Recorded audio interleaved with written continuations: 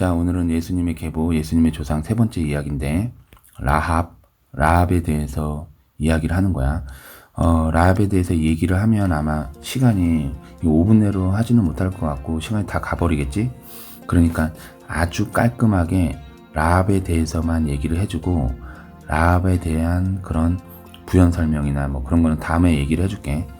근데 너가 아마 이 라합, 기생 라합의 얘기를 듣다 보면은 엄청 놀랄 수 있어. 왜냐면 우리 교회 비전에 대해서 말하는 것과 너무 같고, 그리고 이제 우리가 라합의 상황과 너무 같구나, 그런 생각들.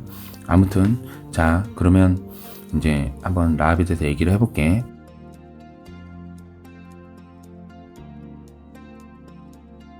라합은 너도 알다시피 여리고 성에 살고 있는 그런 기생이지, 기생 라합. 여호수아가 하나님의 명을 받아서 그 여리고를 죄악 가운데 심판하기 위해서, 그리고 전쟁을 치르기 위해서 2명의 전탐꾼을 선별해서 여리고 성에 정탐을 보냈지. 그때 이제 정탐꾼이 여리고 성으로 몰래 들어가는데, 몰래 침투해서 들어가는데, 그 정탐꾼이 타켓으로 해서 들어간 집이 기생 라합의 집이다. 왜냐면 라합은 기생이고, 그리고 나그네 객들이 쉽게 들어갈 수 있는 집이잖아. 그리고 사람들이 왕래를 하는 곳이니까 아무래도 많은 정보를 얻을 수 있지 않을까? 그래서 아무튼 정탐꾼이 라합의 집으로 들어갔는데, 그 정탐꾼이 라합의 집으로 들어간 걸 어떤 여리고 사람이 그걸 본 거야. 그리고 여리고 왕에게 보고를 한 거지, 잃는 거지. 그래서 여리고 왕은 굉장히 급박한 상황이었고, 그 두 정탐꾼, 그들을 죽이기 위해서 자신의 그 무장된 사람들을 보냈다. 근데 그때 그 급박한 상황에 라합이 이 정탐꾼 2명을 숨겨주었는데, 자, 무장된 여리고의 군사들이 라합의 집으로 딱 들어오니까 라합이 그때는 이미 자기의 지붕 위에 정탐꾼을 숨겨놓은 상태지.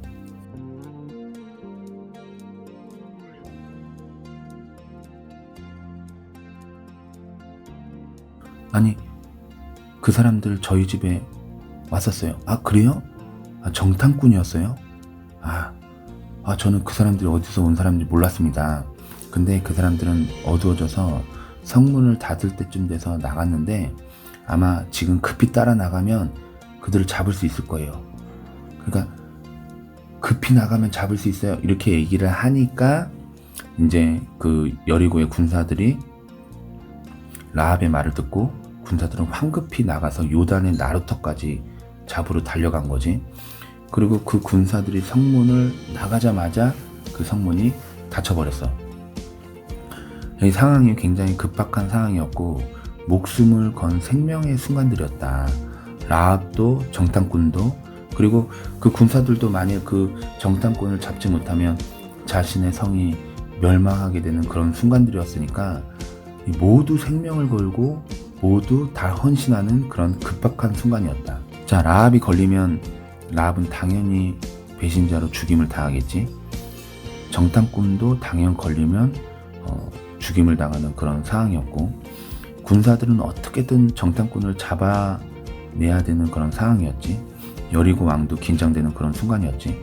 그러니까 다 모두가 생명을 건 순간이었는데, 생명을 어디에다 거느냐, 그게 중요한 거야. 다들 생명을 걸고 있지만 하나님께 생명을 거는 사람은 라합과 정탐꾼밖에 없었던 거지.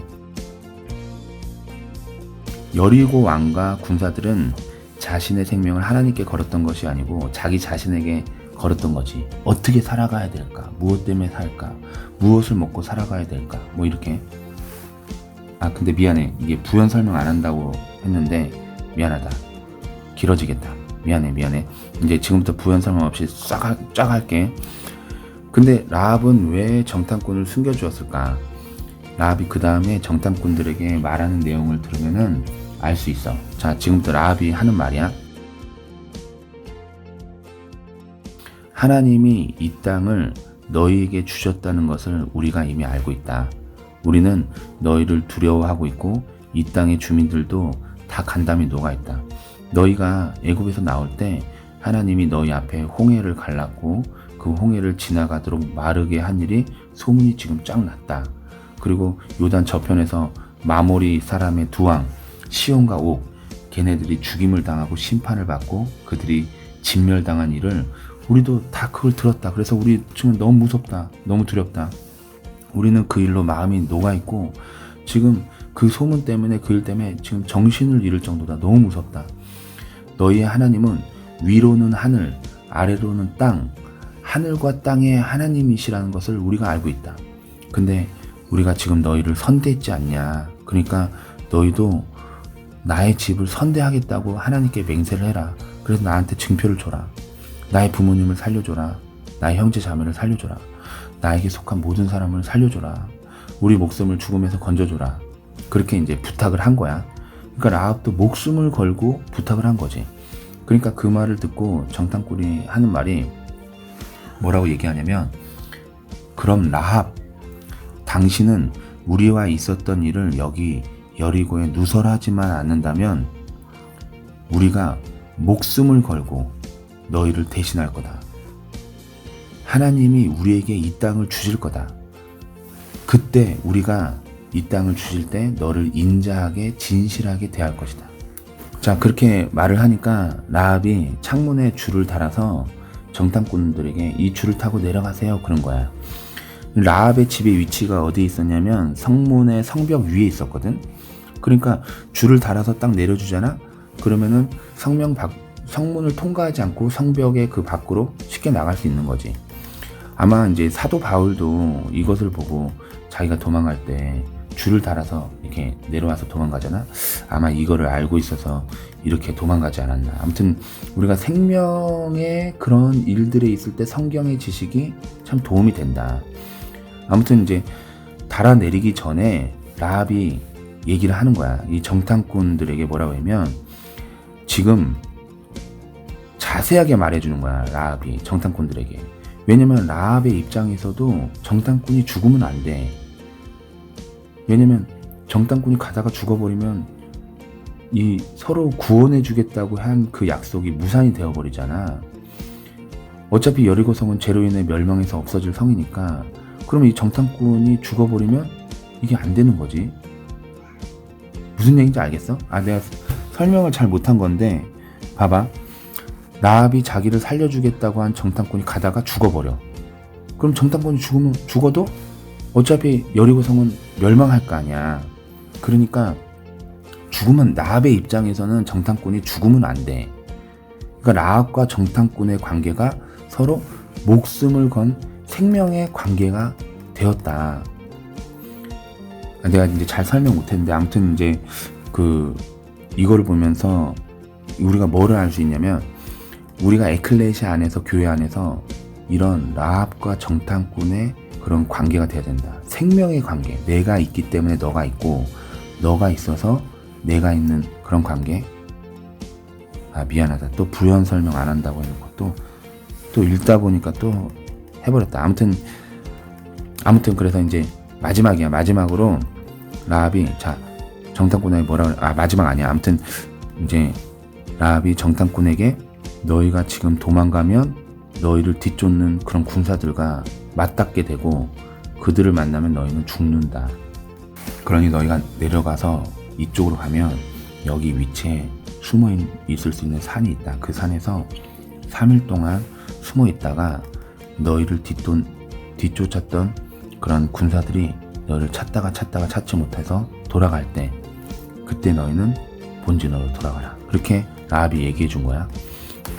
자, 이제 그 말을 듣고 정탐꾼이 말을 하는데 들을 게 있는 자는 들을지어다. 자, 이 정탐꾼의 말에 교회의 비밀, 구원의 방법, 그리고 우리가 어떻게 해야 하는지 그 내용에 대해서 나와 있어. 자, 들어봐. 들을 기가 있는 자는 깜짝 놀랄 거야. 나중에 너가 성경을 펴고 한번 확인해봐. 라합에게 뭐라고 얘기했냐면 이 정탐꾼들이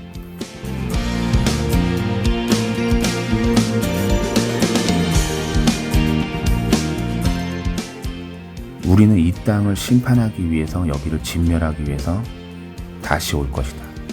그때 우리를 달아내린 이 창문에 붉은 줄을 매달아놔라. 그리고 너희 집에 너희 부모와 형제, 너희 아버지의 가족들을 다 너네 집에 모으고 너가 알고 있는 너의 이제 주변의 사람들을 다 너네 집에 같이 이렇게 있어라.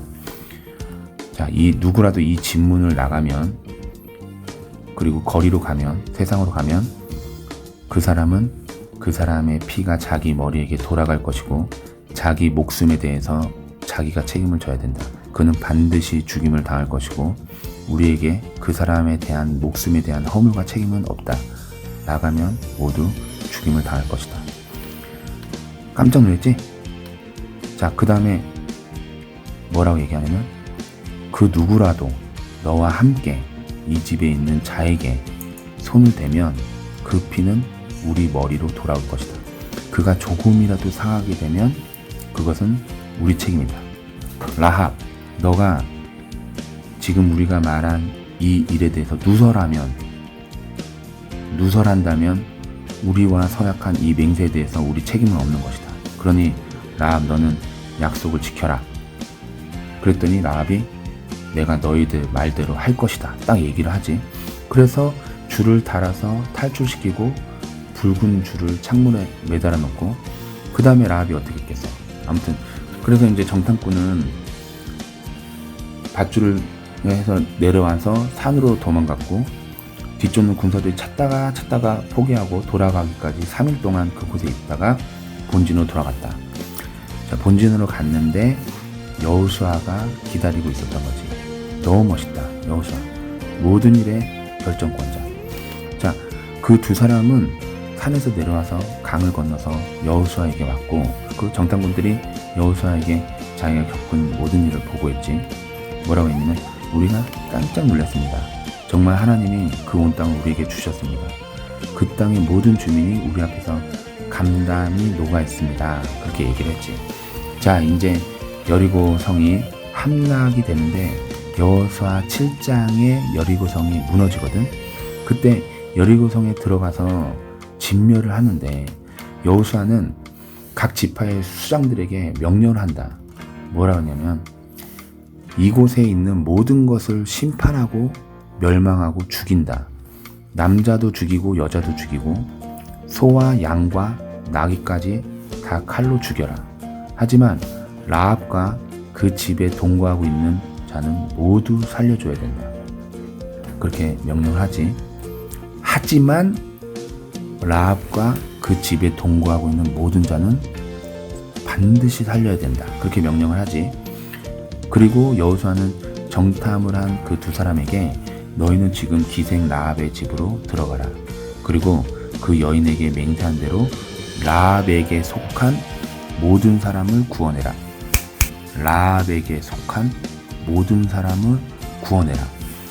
그래서 정탐꾼들이 창문에 붉은 줄이 달려있는 집을 찾아서 그 집으로 들어가서 그 집에 딱 가봤더니 그곳에 라합, 그의 부모 형제, 라합과 관계성이 있는 사람들이 모두 친족들이 그 집에 옹기종기 다 있었던 거지. 그들은 모두 다 구원을 받았다.